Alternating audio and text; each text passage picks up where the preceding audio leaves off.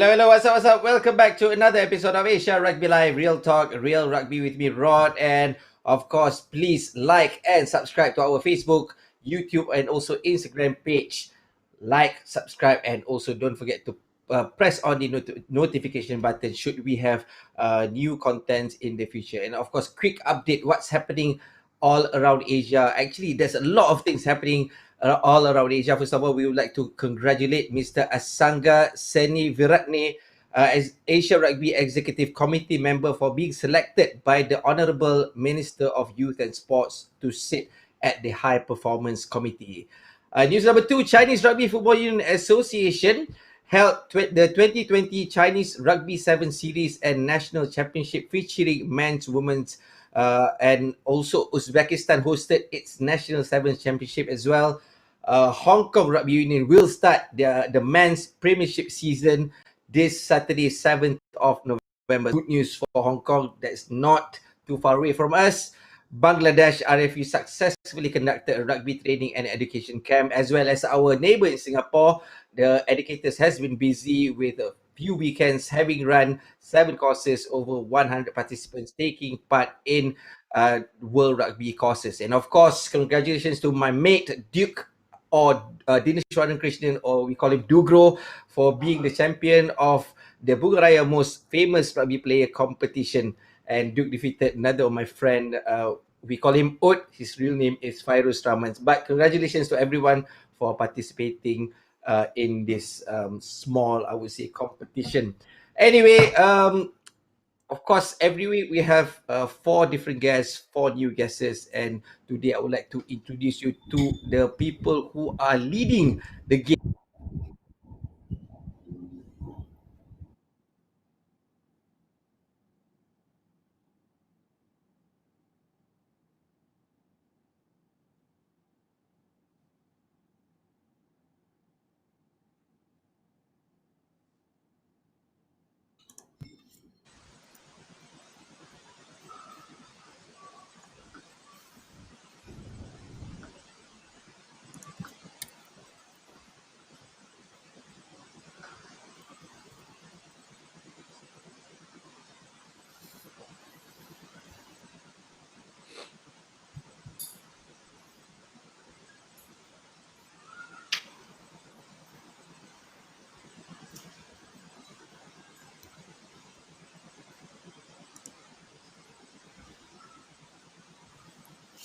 Somebody else's sound, somebody's clicking, but I can't hear you. Guys, someone like hear me?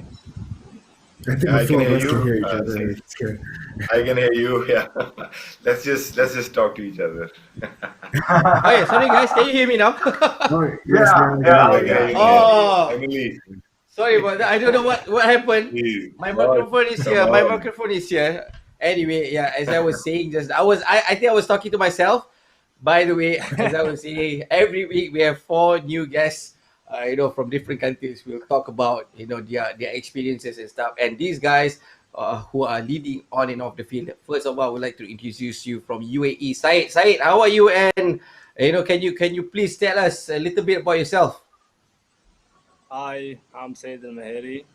So I started rugby for season 2012. I was playing rugby. I was playing football. So I know about this game in school. So I tried to enter this game. It was so difficult to me. It's like a new game in UAE. So I'm one of first Emiratis to play this game. And I went to the South Africa for the camp the first time for my life, the good academy in South Africa. So it was a good experience for me. And I went to the first competition for me, 7 series, was in India, and it was good to meet another countries and another international men's to play against them. So since 2012 till now, I'm still playing. I'm maybe a youngest captain now in front of these guys. So it was very good. And you are one of the, I would say, pioneers for UAE rugby, right? And how has that impacted your life as rugby player, Syed? My life was good since I went to play rugby so long time. Was difficult to my countries like for young people. They said like, how do you play this game? Is so dangerous for you. Then I started like playing games like from support all my families and my fans. They support me is like keep going. You will be the best. Till now is like as my career is so amazing. Another player who is a pioneer of rugby in his country, which is Pakistan, Kashif. So Kashif, can you tell us, tell our audience a little bit about yourself? How did you start playing rugby? And you also play rugby league as well, right? So yeah, please. Thanks, Rod. First of all, thanks for having me, and thanks to all the viewers out there. So, really excited to be here. Um, so I started playing back in '97. So by far the most senior playing member of the Pakistan squad. So in '97 I started, and in 2004, when the first Pakistan national rugby team was created and toured Hong Kong. So I was the captain for it. Our first match was against Sri Lanka. That was a tough one. I still remember each and every bit of it because I broke my toe in that game. Anyway, so our first win was in 2006 against Philippines and Guam. That's where we won the championship, and we were super excited about that. But then I moved to the UK, where you just mentioned about rugby league.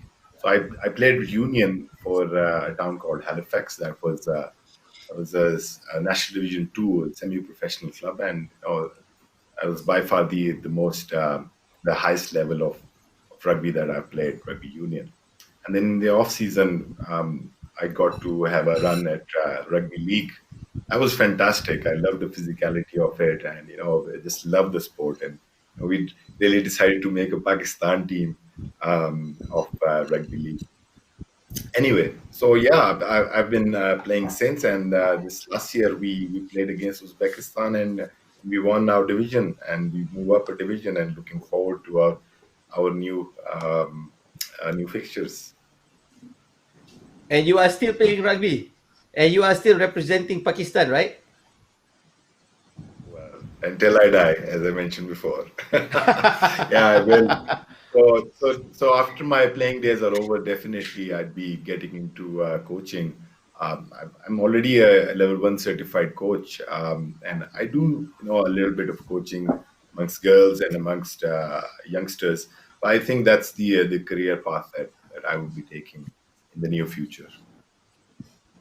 Cool. Good to have you here. Good to have you and Saeed here. The next person I would like to introduce you is from a neighboring country from Malaysia. He's like probably 5 hours away from me. John. John, you know what? First of I when I heard that you're gonna be on the show, I thought it's gonna be Jonathan Liao. It's not Jonathan Lee. Anyway, Jonathan, welcome. Can you share with our audience a little bit about yourself? And how's things going on with you?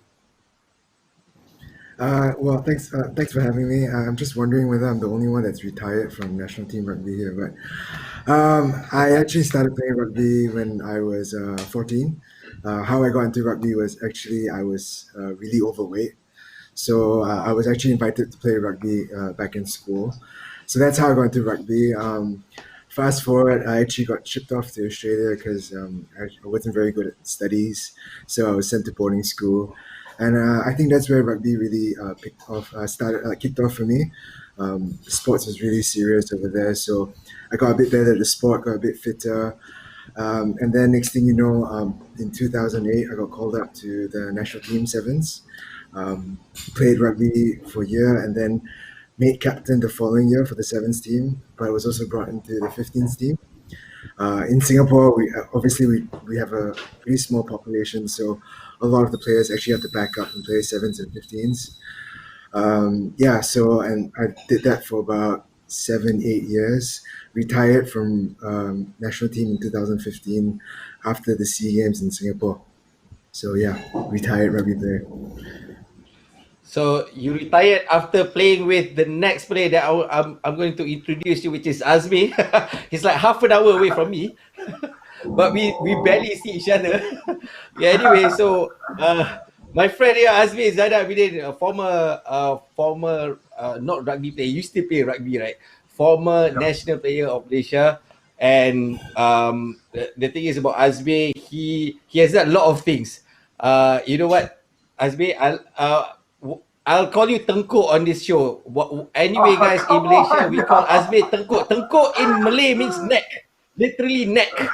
Anyway, yeah, Tengkuk, tell us a little bit about yourself. Tell our audience. You don't have to tell me. Okay. All right. Thank you, Rod, for having me, and Asia Rugby Live for having me today. So I don't know whether I want to be met with Rod or just be thankful for, telling the whole world about my nickname in Malaysia. Anyway, so I was introduced to rugby back in, I think, 1996, when my father went to the UK and studied. So I went to the primary school over there and was introduced to touch rugby. And since then, I fell in love with the sports. And fast forward back to Malaysia, I went to a boarding school, all boys school, and it's just norm for us to pick up rugby because that's the number one sport in the school.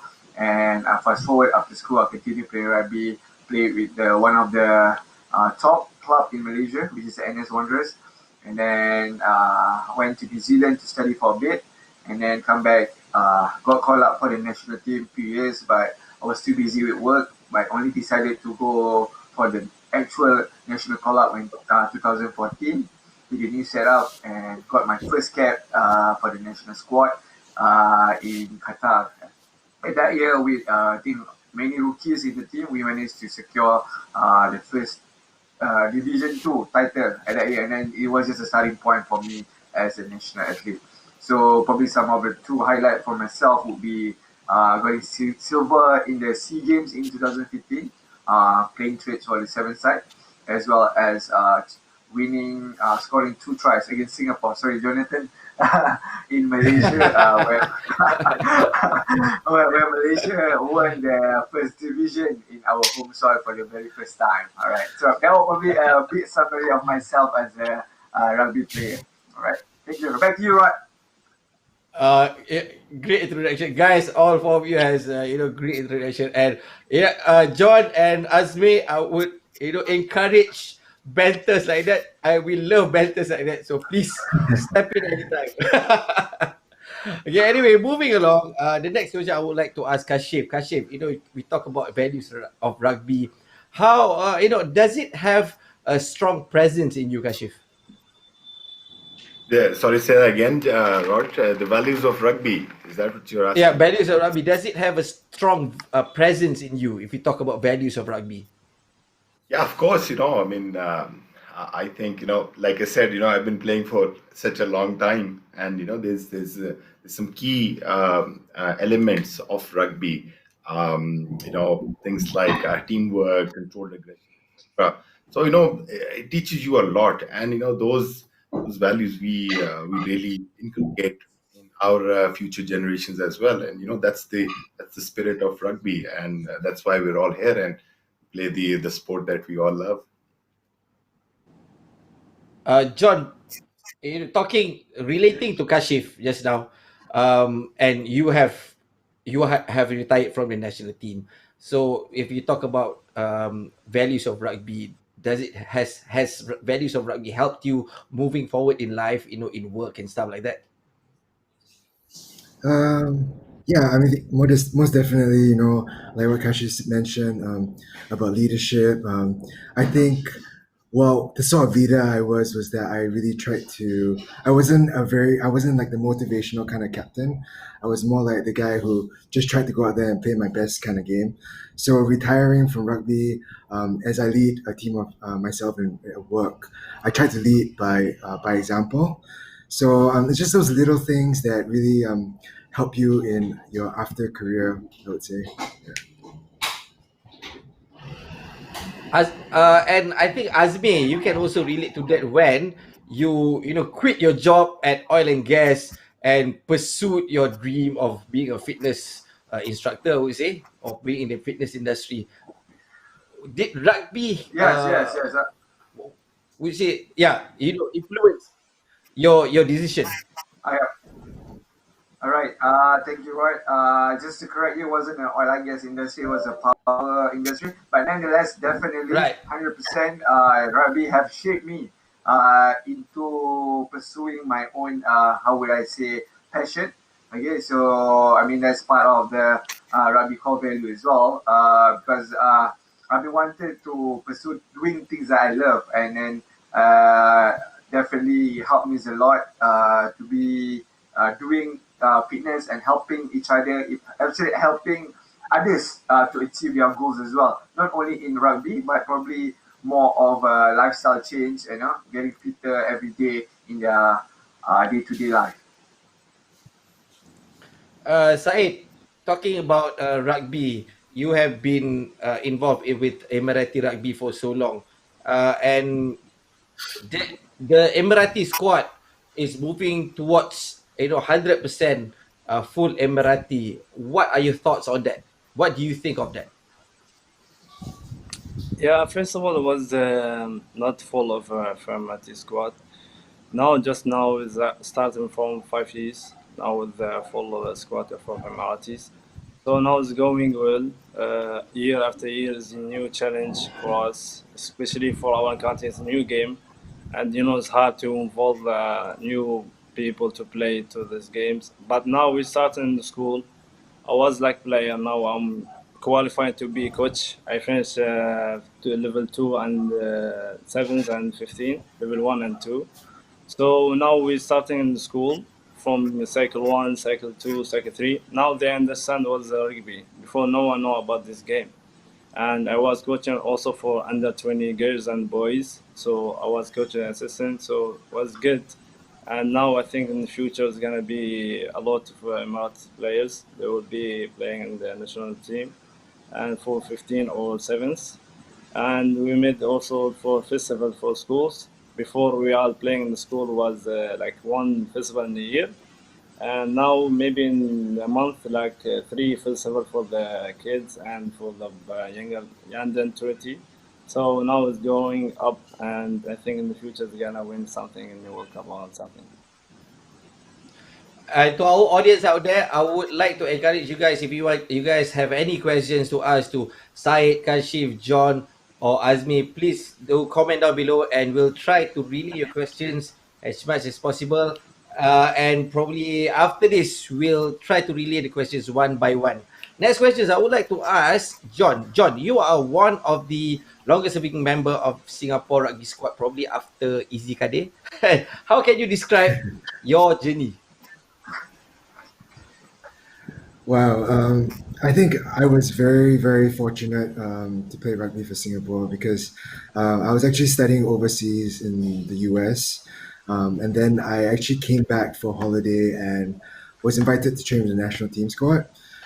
Um, and I remember I didn't make that team itself that traveled to Philippines, and I was kind of disappointed. But obviously, I shouldn't have had any expectations. But I mean, the following year, I decided to stay back in Singapore to pursue that career in the national team. And it was really amazing. Like, I mean, the friendships I made, the bonds I made with these guys that I play with. And I'm not the second longest serving. There's heaps of guys before me, like Gasper Tan, Rong Jingxiang, Rong Jingsing. These guys are just like the legends of my game in Singapore. So when I first started, I really looked up to these guys playing rugby. So when I actually got to play with them, it was just a crazy experience, and I really learned a lot from them. Whether it was having pride in their jersey, all those little things that they really instilled in young players like me. Obviously, very long time ago when I was young. But yeah, I think it was just a really good experience. And we played. I got to travel all through Asia to play. We went to, I mean, you name any country in Asia, we've probably been there to play. So I was really lucky. Yeah, no regrets about that whole experience. Do you like playing in Malaysia though? I love it. I love it. Actually, I actually played for NS Wanderers for 1 year in the sevens, Oh, and we won. Yeah. I don't know whether Asmi remembers that, but yeah. So I've got really good friends like Fami and all those guys. all right. Yeah, now I remember. You guys played with each other, right? With Addis Wanderers? No, I don't think Azmir was. Yeah, I was old. I'm old, so Azmir's probably too young for that. Yeah. Azmi Not was as old in as I New am. So Zealand. There you go. The I old man played has with like stepped in. Fiji The old and man has South stepped Coast. in. Yeah. Okay, you know what? Probably Azmi, you can tell us, a bit of the Singapore and Malaysia rivalry. Like, every time you guys meet Singapore, you are so pumped up, and probably Singapore as well. When you guys meet Malaysia, you are so pumped up to win the game. Can you relate that to us? How's the Okay. experience like? All right. Okay. Thank you. Right. Okay. So I think being neighbors or noisy neighbors ourselves, I mean, Singapore and Malaysia always have this kind of how do I say, healthy rivalry. So I mean, both of us want to show who's a powerhouse in this kind of region. So every time the feeling is slightly different compared when you play with other teams, and when you play at your home soils against Singapore, the feeling is much more greater. You just want to make sure that you win or by any how, but make sure you win the game. That's how it translates for myself lah. When I played in the final, I mean not the final, the last game against Singapore in 2016. So proving myself and making two tries and to help the team win against Singapore was definitely a moment to remember lah. That was probably will be memorized for the rest of my life. In my playing career, I would say. John, can you relate to that feeling of You know what? rivalry? I know exactly what he's talking about. I mean, playing in Malaysia is probably one of the hardest countries to play in.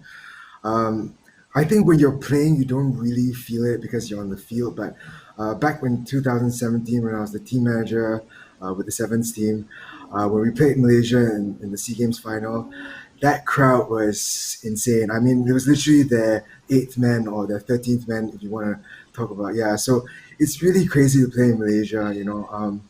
But as Miss right, every time we play against Malaysia, we there's definitely like a level up from each team. We sort of play out of our skins, and I think aside from 1 year playing Malaysia, the rest of it has been pretty close. We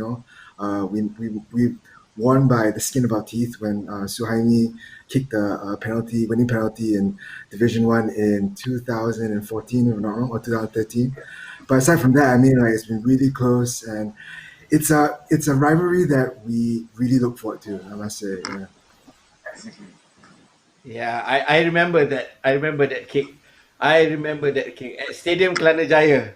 Anyway, That's the one. guys, moving forward, we're gonna take a question from YouTube. If I'm not mistaken, let us see what's the question and who is it for. Can we improve professionalism in developing rugby countries in Asia? Probably, I think Kashif. Can you answer this question? I think yeah, that's a very important topic that somebody has asked right now. So professionalism.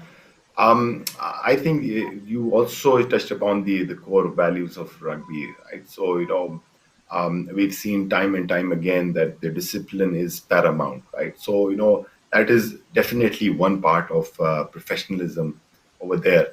And then I would also include the mental health and stuff like that, which also is important in aiding the professionalism of the players, the athletes, amongst men, women, and even children. Right. So yeah, definitely. Their uh, rugby in itself teaches you know athleticism, professionalism, but then again, there has to be something discipline. Yeah, I mean, great question there. Said, talking about Yeah. professionalism, do you think like the Middle East countries or UAE itself is moving towards professionalism? Yeah, now with our countries now, especially our teams now working hard for this, and especially for I meet we have Arab tournaments and West Asian tournaments, so it's good to meet Jordan teams and Palestine teams. A lot of countries been long time now. Now they involved for the Arab tournaments, It's a good experience for them. We are already playing for a long time, so it's good to meet our friends and good to see them in Asia in 7 series. Since we Right, are right. in the topic of professionalism, can you relate to the Dubai Sevens? How has it impacted UAE rugby as in the long run? Yeah, we played in international open men's. Is like second teams of the the teams in the 7 series, the World Cup. So they were playing against France and Germany and the all star the team. They're all from all countries, the best players. And we were playing against like friendly game against VG and all blocks. So it's good experience and to meet this the high level for the good players in the world. So good experience.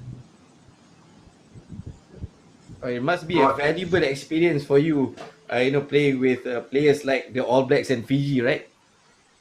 Yeah, the like I'm lucky to play against them. Like even like a friendly game, and I was asking one of the best players, VG.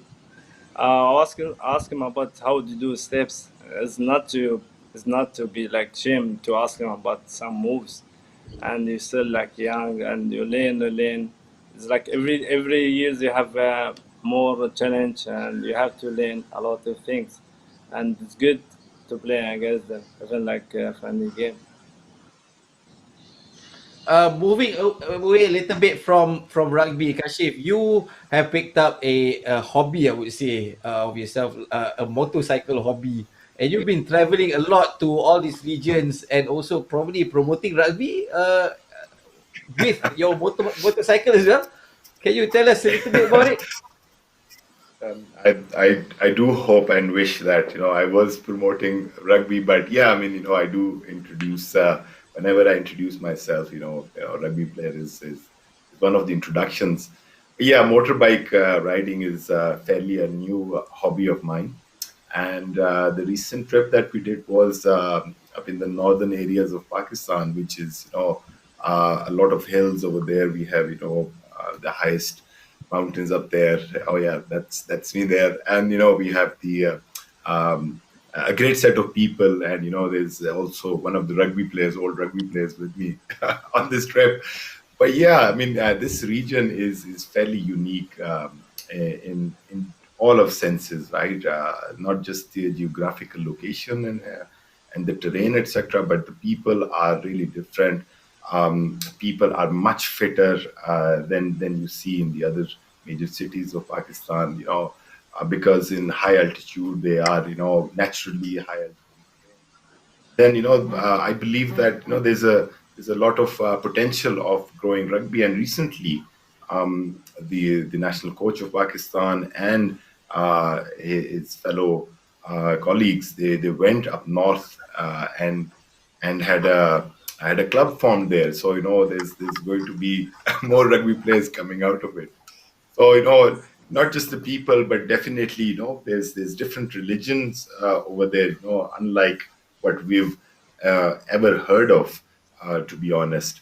But yeah, I mean we look forward to developing that area, and yeah, motorbike riding would be great. If I get on the coaching bandwagon, I can probably make a trip on my motorbike, just developing rugby. That would be the ideal job anyone can have. Perfect. Probably this could be an idea for Pakistan Rugby where you have a group of motorbikes. You get your players and you guys ride around Pakistan together. Yeah, I mean And I'm that's sure. something out of the box. I'm all for it. And I've heard one time, Azmir, you bought a motorcycle, or did you? No, no, no, no, no, Or no. did you I want don't. to? I don't even know how to ride a motorbike.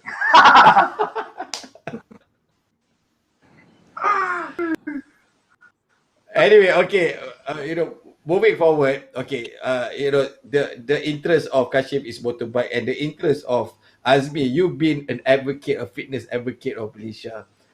in Malaysia, sorry, and you've been doing it for so many years. You quit your whatever that you've studied for to be in the fitness industry.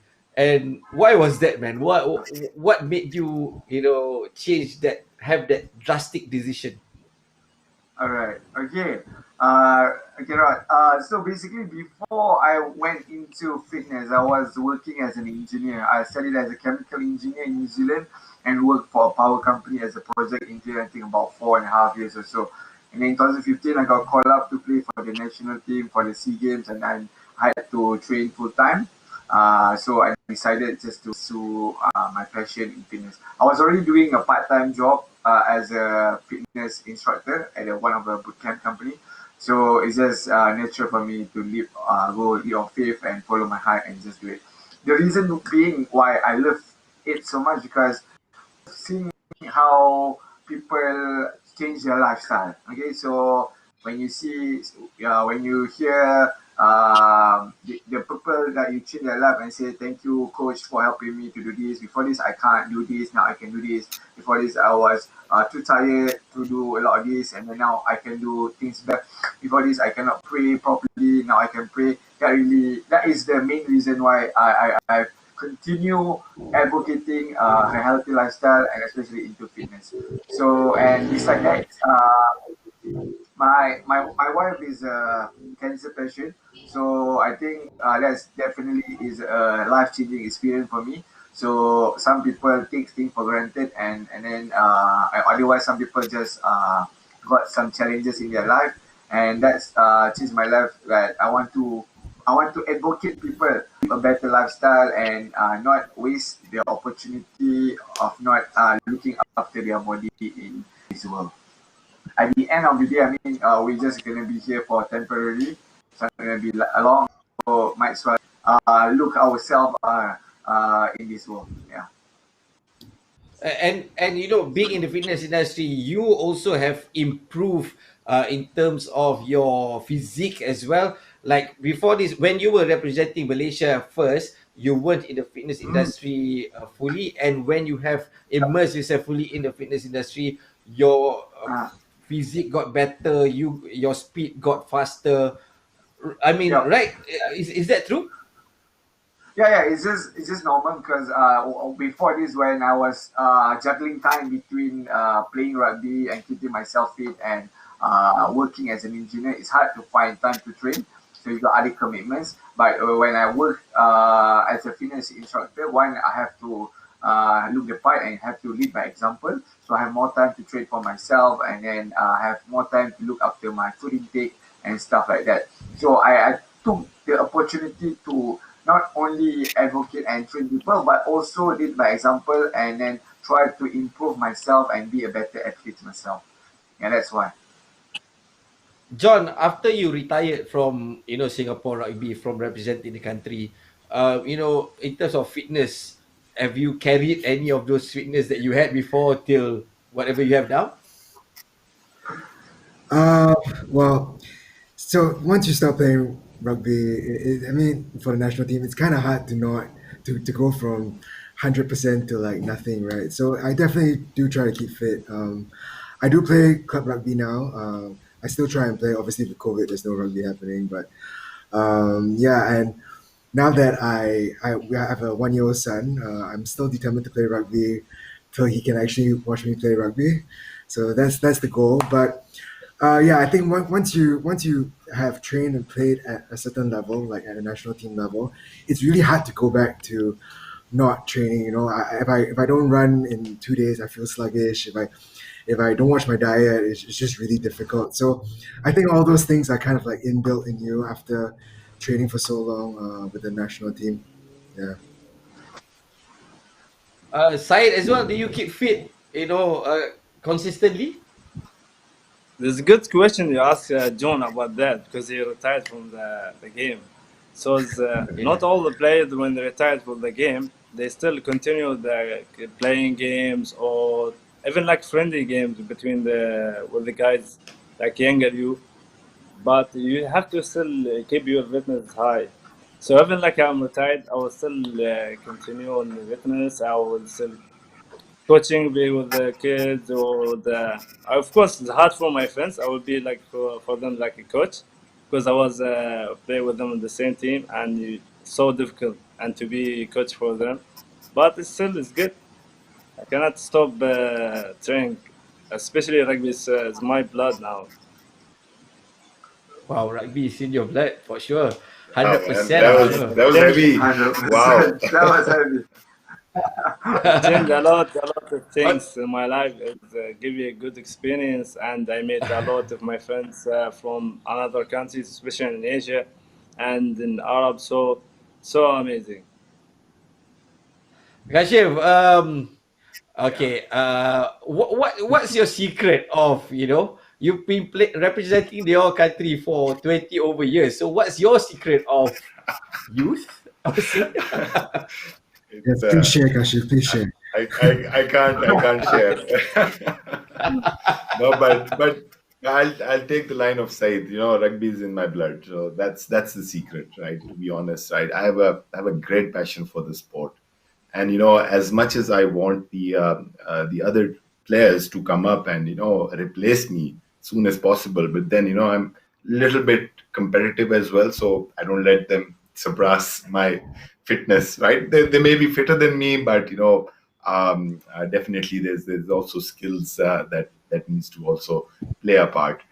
But yeah, I mean, there's no secret as such. I'll be honest, if I be honest, right? So it's a lifestyle that one needs to adapt. This is my opinion, because people really don't look after their health, right? So it's all about priorities as well. So if it's time to go to the gym, I'll just shut down my notebook, right? Leave work behind. I hope my boss is not listening. But yeah, just go to the gym and do it. And that's that. Right? You have to be a little bit disciplined around it, and everything is achievable. Nothing's out there that is not. Okay, I'm gonna touch a little bit a sensitive question. As one of the oldest player of the Pakistan team, how do you mentor your younger players? And yeah, can you share with us? That's a good question. Now if I'm playing standoff, number 10, fly half, whatever you want to call it, right? So I would really want the replacements to be at par. So I think one of the key things is to believe in oneself, right? So body language. We all know. John knows, Azmir knows, Said knows that once you go in the rugby ground, right? It's a body language that matters, right? Whichever team has a better body language, um, skills are up to par both, and it's a team which has the right attitude win. So I think the right attitude is something extremely important. That's where it starts, and that's where my mentoring starts as well. Just always think positive and give your 100%. 99% is not good enough, and that's the key things, right? Of success, in my opinion. So rugby is not an individual sport, it's a team sport. So you have to listen to your fellow players, and you have to listen to your captain. But sometimes I'm harsh on my teammates, but they know that they're like my younger brothers. Everyone is younger than I am, so they're like my younger brothers, and it's nothing personal. It's about winning. Yeah, for sure, for sure. Just now we were talking about your secret fitness and whatnot. Azmi, can you tell us, has the fitness of rugby players, probably around Malaysia or around Asia, if you can comment, has gotten Mhm. better over the years as the fitness industry is trending, I would say? I think that is 100% true, especially with more and more people are aware of the importance of keeping themselves and doing it as a lifestyle rather than doing it for only certain period of time. If you look at Malaysia per se, most rugby players in Malaysia are aware to keep themselves fit all year round, so they can be ready for any call up and give them a competitive advantage. Because since in Malaysia, the number of rugby players is huge, and we have a lot of cool players and talented players. So you gotta have that additional competitive edge to make sure that you make the cut. So I think more and more people are keeping themselves fit, even during this COVID time. Even though there's no any particular tournament coming up, but I think I know quite a number of rugby players are doing their own fitness and hitting. If they unable to go to the gym, they'll do their home workout at home and keeping themselves fit all year round. So whenever the tournament is ready to start, they will be at least if it's not at their peak, maybe 70 or 80% of their true potential. Relating to the actual question, John, Singapore is, I would say, quite big on sport science and also keeping the players fit, right? Can you tell us a little bit about that? Yeah, I mean, I think sport in Singapore has really gone to another level. Having said that, I think just to touch on what Azmir was saying was that, when I was young, playing against Malaysia, when we first started, I think there was a gap between Singapore and Malaysia, but over the years, I've seen Malaysia close up the gap like tremendously, and it's just because like I've seen them on their trainings, their diets, they're watching all that stuff. So and Singapore has been doing that for the longest time.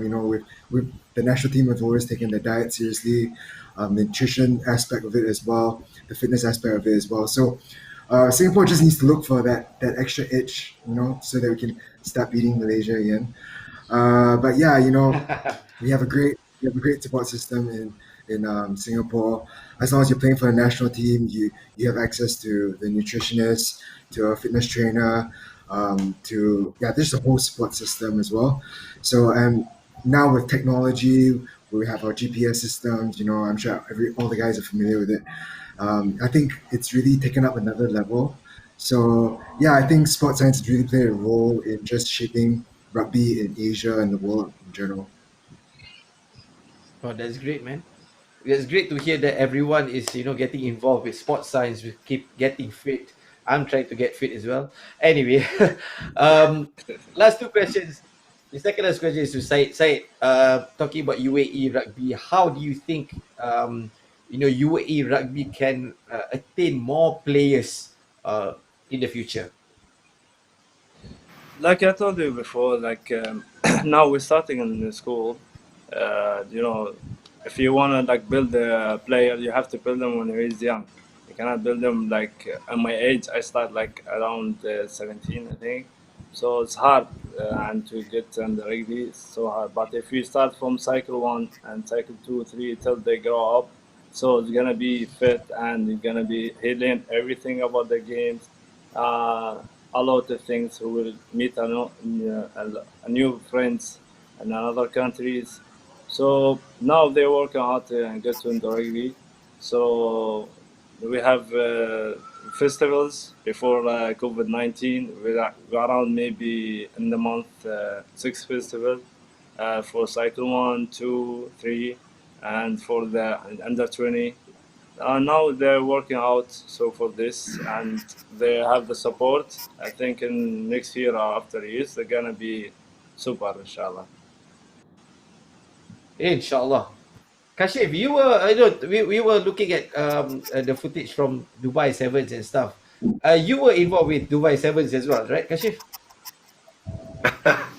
Yeah, I mean, we we do a regular feature of the Dubai Sevens here from Islamabad, as an Islamabad club, which I'm a member of, where I started playing rugby. Um, yeah, Dubai Sevens. That's the closest place where we can go and have competition. I think the um, unlike John and Izmir, who are like 5 hours away and can play a match. We're unable to do that with any other country. So yes, we've been going to Dubai Sevens as a club on annual basis. Wow, I mean, what a fantastic event that is for everyone, for the rugby players. It's just 3 days of a great rugby. So you play and you watch, and it's just fantastic. Last question to Kashif, since you are the most mature or most senior player in all this lot. Um, so Kashif, how do you think that moving forward we can get more players to play rugby, and probably you can give some advice to the players out there on how to on longevity on how to play rugby for the longest time. Start early, yeah. So that's one of the regrets, if I may call it. I only started playing when I was 17, and that's pretty late, in my opinion. Um, and I don't know if you have enough time for me to answer this, but yeah, I mean, the Pakistan Rugby Union, with its fairly limited resources, is doing a very, very wonderful job. Unlike us who had to learn ourselves, learn from our mistakes ourselves, right? So the new rugby players who are coming up, they have a sort of a fast start in terms of getting to know the skills, getting to have competitions, etc. And it just merits mentioning here that we in Pakistan, there's about 18 universities who are offering rugby scholarship, and there's 72 athletes who are in that program studying free of cost, around 7 to 8 thousand US dollars worth of tuition, plus a stipend as well. And then there's development in not just the major cities of Pakistan, but in the far-fetched areas. That's how the word will spread. And I believe that the more you play and the more you learn, competition is extremely important, right? So we do have a lot of competitions going on within the country, but then there's no benchmark where you are internationally. So uh, the more games we play, the better we will get, and that's how it is. And these are small targets that one has in their mind. So if I were to um, tell someone or motivate someone, I'd say, all right, there's a tournament coming up in a couple of months' time. Get yourself fit, or tournament coming up in 6 months' time. So one can do a lot of things to improve their fitness all around, right? Physical and mental fitness. So yes, uh, I don't know if I've answered the question, but yeah, I mean, there's progressions, and I think just to piggyback on what Pakistan Rugby Union is doing, that'll be great for the Kashif, upcoming. I think you are all right, Kashif. You're all right. No problem. God, so are Anyway, you. guys, Said, Kashif, John, and Tengku, aka Azmi, thank you guys for being here. Thank you for Thank you. being with us on Asia Rugby Live. Thank you for sharing your stories, sharing your experience, and I'm sure your stories and experiences are valuable to our audiences out there to listen to. Thank you very much, guys, for being with us today. I'm Rod. Guys, don't forget to like and subscribe to Asia Rugby Live's Facebook, YouTube, and also Instagram. Till then, see you again on Asia Rugby Live next week. Bye bye.